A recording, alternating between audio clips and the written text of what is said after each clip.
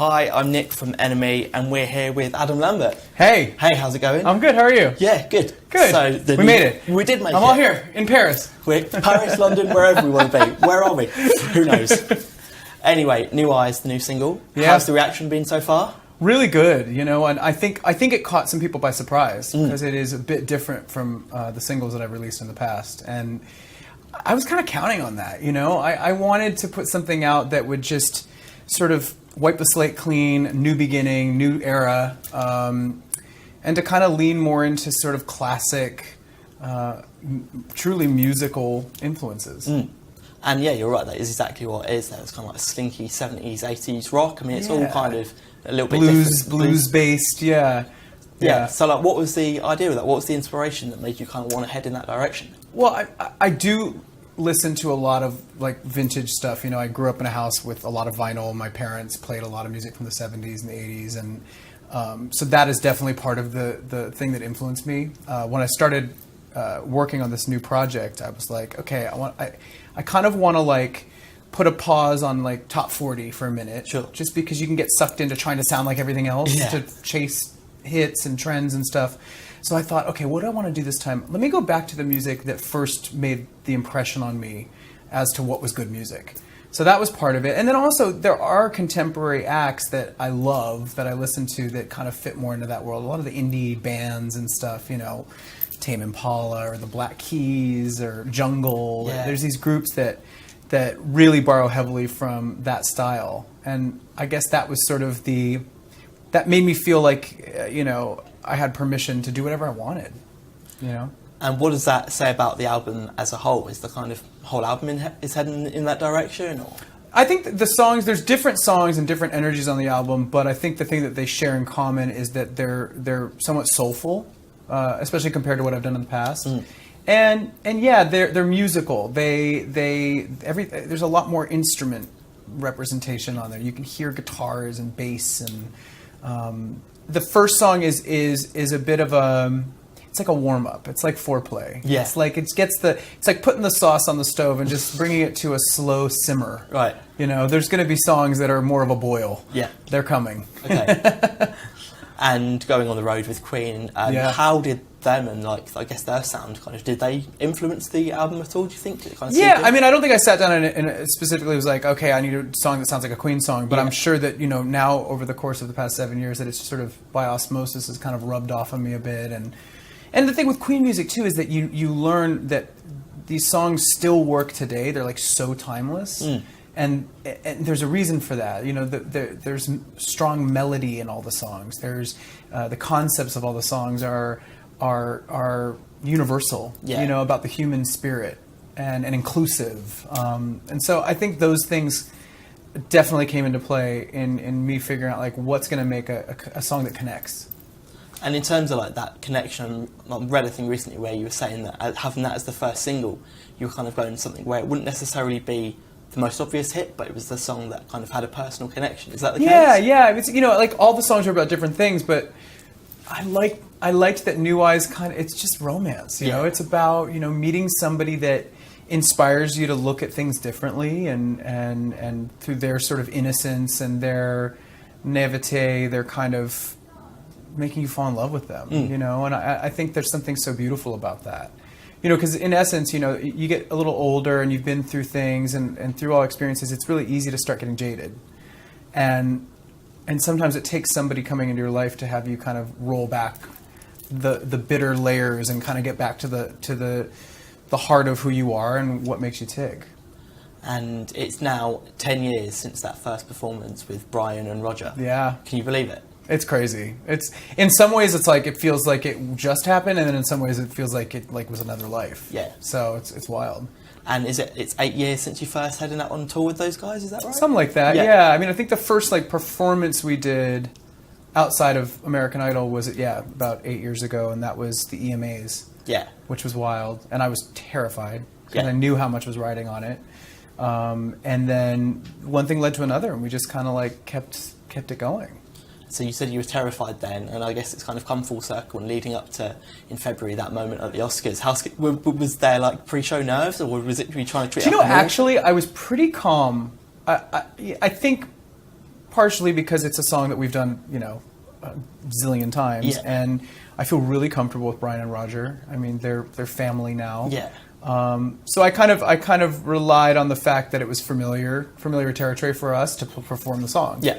And I also kind of made it. I kind of downplayed it to myself so I wouldn't get psyched out. I was like, okay, maybe not look at all the amazing movie stars that are in front of you right away because you'll get distracted. So instead I told myself, just play to the lights, focus on the song, and really. Like always, I just tried to really focus on the story, the lyric, and I can relate to this song really, really well. And I've had a lot of moments in my life where I had people telling me that I wasn't good enough, or that it wasn't going to happen for me, or that I wasn't right, or whatever, and I always try to apply personal experiences to these songs, and so I just kind of try to tap into that. Well, you just touched upon it there, saying like your kind of experience when people told you you weren't right and all the rest of it.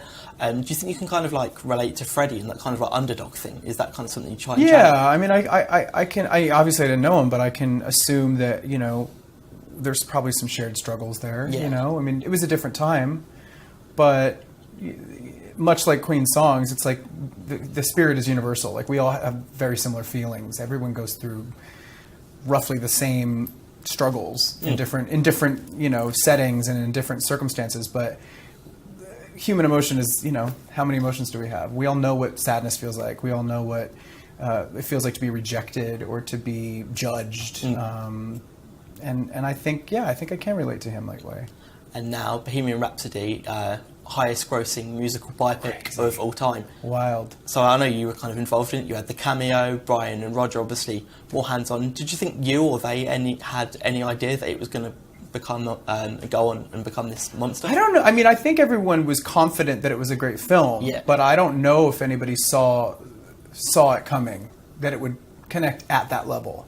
I'm thrilled for them, though. I think it's fantastic. And I mean, like our tour that we're about to do this summer in North America, I mean, it's sold out in minutes. I mean, it's injected a new energy into the Queen brand, and that's really exciting. And I feel like it also has brought in younger fans. Yeah. It's brought in more people. More people are now interested in Queen, so that's really exciting. And there's been a few kind of rumours flying around that a sequel might be in the works. Has Brian said anything? What would it be? A sequel? Yeah, I know. I mean, 'cause I don't. How would that work? Yeah. That doesn't make sense to me. But I haven't heard anything about it. But I somehow doubt that. Yeah, I'm not somehow. I wouldn't know what they would make the movie about. I don't know. It could like culminate with Brian playing on the roof of Buckingham Palace or something like that. That was a moment. That was a great moment. Yeah. And then just in terms of other biopics, I guess Bohemian Rhapsody started the trend. Now we've seen Rocket Man. Yeah, have you had a chance I know. to see I want to see it so bad. It looks incredible. It's pretty good. Really good. And it's interesting because it's. I think from what I hear, it's a very different type of movie. It's just different, And I think that's what's so brilliant about Bohemian Rhapsody is that it's like this is one interpretation of this amazing man's life and the band. And it seems to me that it's like the goal of the film is to really highlight the music and the legend that is Queen and their legacy, and I think they do it really well. And Rocket Man, from what I hear, digs into a different side of rock stardom. It does, for sure. And there's room for them all. Yeah. And just going back to your stuff, the Velvet's coming up, the new album. Velvet. Yeah. So from being with Queen as a band, going back to being a solo performer, do you feel like you have to ever readjust or anything? No, I've gotten used to it. And I think it's been kind of nice because it kind of, having both of them kind of going back and forth, it kind of gives me a second to kind of breathe, and then I can gain some perspective. And always coming back to the Queen stuff, it's always the same songs, so there's no new material. Yeah. And so it feels like a new home for me. It feels like a safe space. And performing these songs in front of Queen fans, there's no better audience for a singer. Like they know every word, and people have all these nostalgic memories tied to all these songs, and they're there with maybe their significant other, maybe their child, maybe their parents. There's different generations there, and it's such a powerful set of music for people. So it's really rewarding. And then the opposite thing with my solo stuff is that it's more uncharted territory. It's new. It's like I'm showing people something that I made for the first time. That's exciting too. Yeah. Yeah. And I know you've got a load of Queen dates coming up Yeah. for the rest of the year and going into next. When are we going to see Adam Lambert, the solo performer, back on our shores? Well, I'm here now. Yeah, Here I of am, course. solo performer. Yeah. You got me. Okay, tour dates then? Yeah, well, don't have tour dates yet, Right. but that is definitely the goal. Yeah. Once the album's out, I'd love to put together a tour. Yeah. Amazing. I mean, that was part of my thought process with a lot of these songs was like, will they work live? Yeah. You know, and now I have enough experience being in the business for 10 years, making music, and I think I know now better than ever what's going to work live, what's not, and also sort of like what feels the most authentic to me. And I think I've landed on that more accurately this time on this album than ever before. Is that these songs are me trusting my gut and following my instincts and trying to exist in my own lane. Right, perfect. Here's Yeah. the next 10. Cheers, Adam. Yeah, thank you. Cool.